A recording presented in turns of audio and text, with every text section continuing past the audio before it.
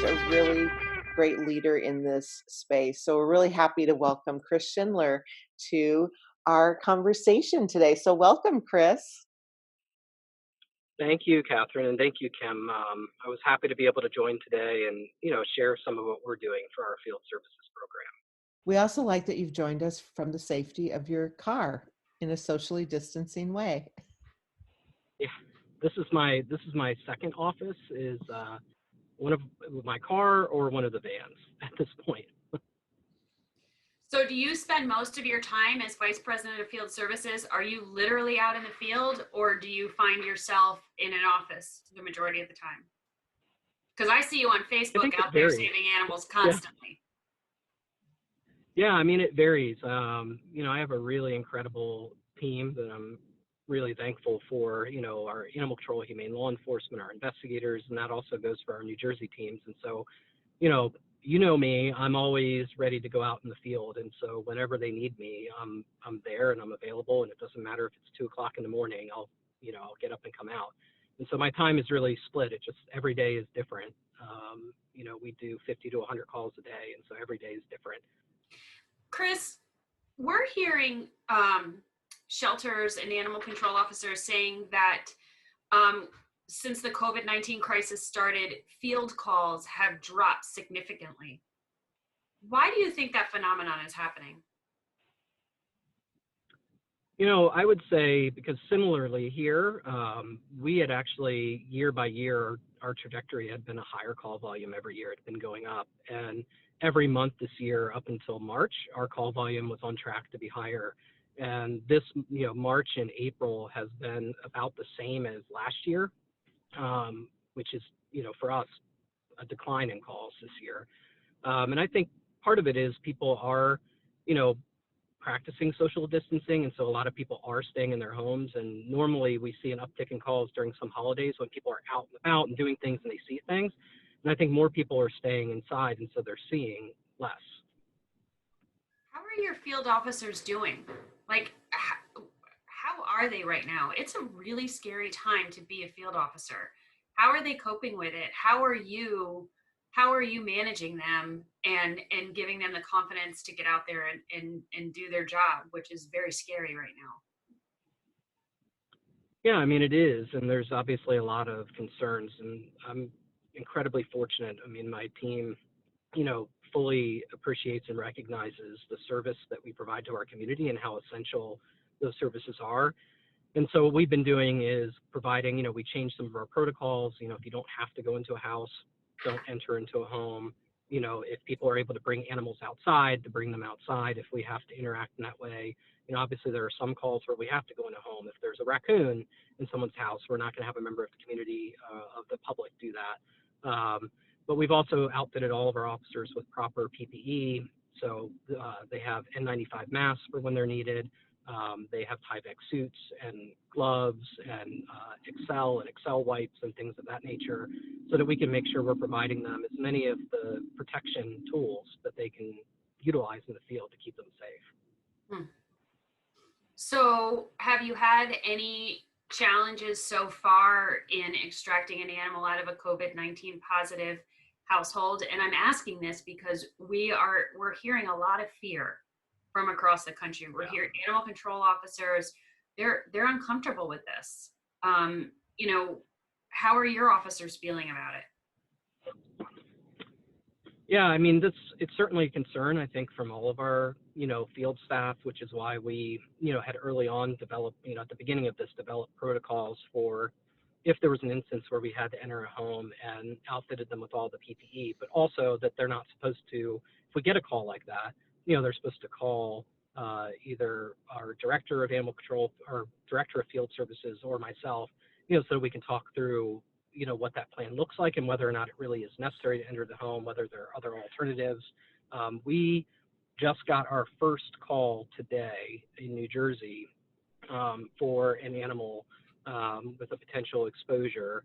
And, for that call in particular, we were able to have the person put the cat in a carrier, bring the carrier outside, and then our officers were, the person was able to go back inside their home. Our officers were able to go with their PPE on, we're able to wipe down the cat carrier with Excel wipes, so that we could then transport the cat to our shelter. And then on the other end, we have, procedures and protocols at the shelter for, keeping those animals in a separate area.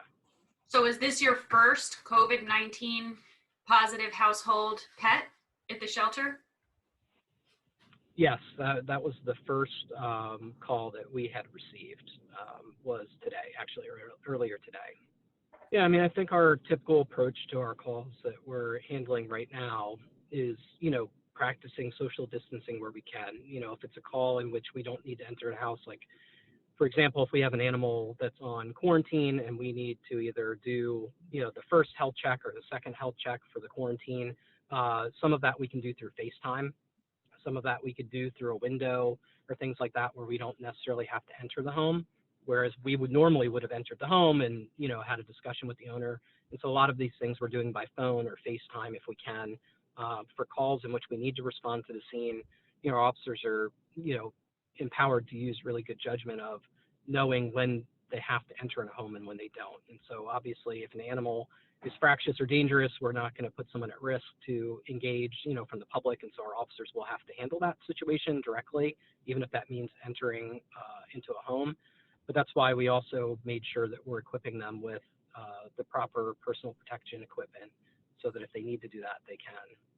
Normally I have my animal control officers, my animal control investigators, and dispatch all work out of one building. We've separated out. Our animal control investigators are working out of a separate space by themselves. Our ACOs are doing their notes on the laptops and trucks.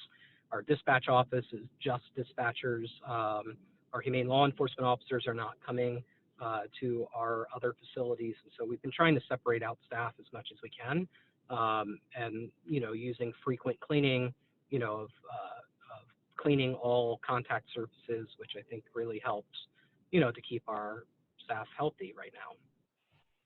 Okay.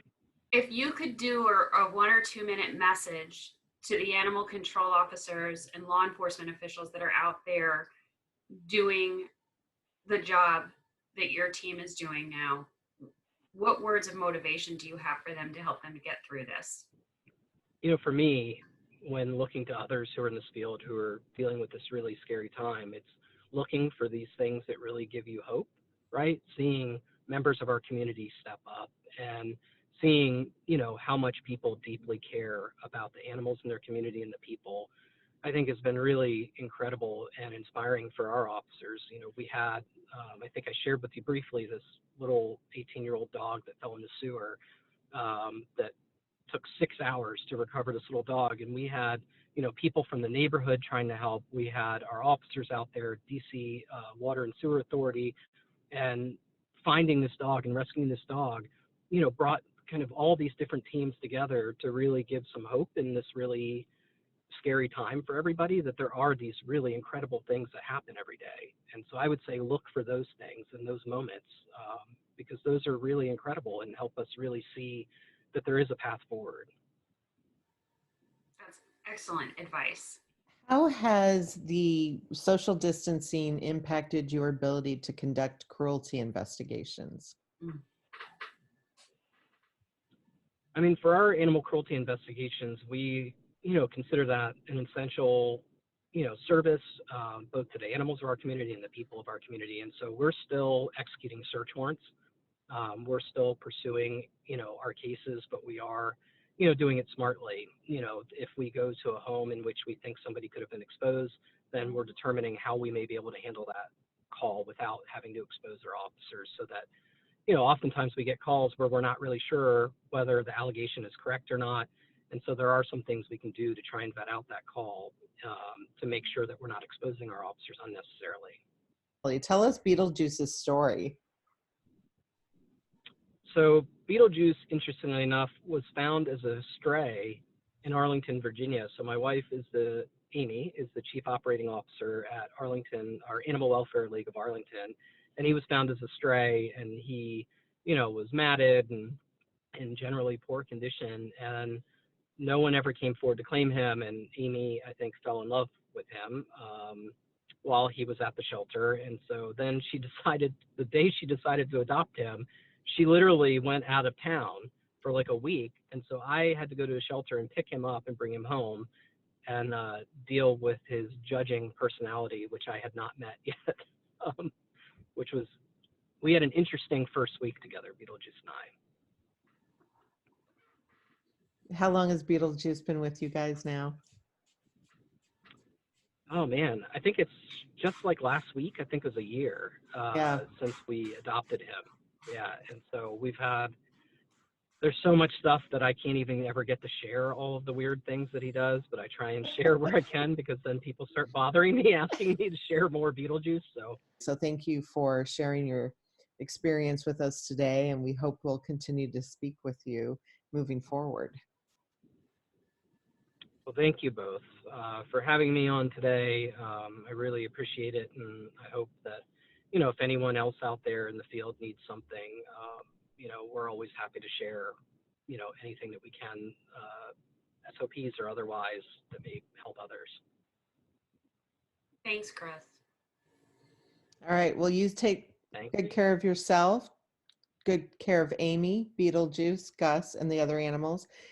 And we will talk to you again soon. So stay safe. All right. Stay safe, you as well.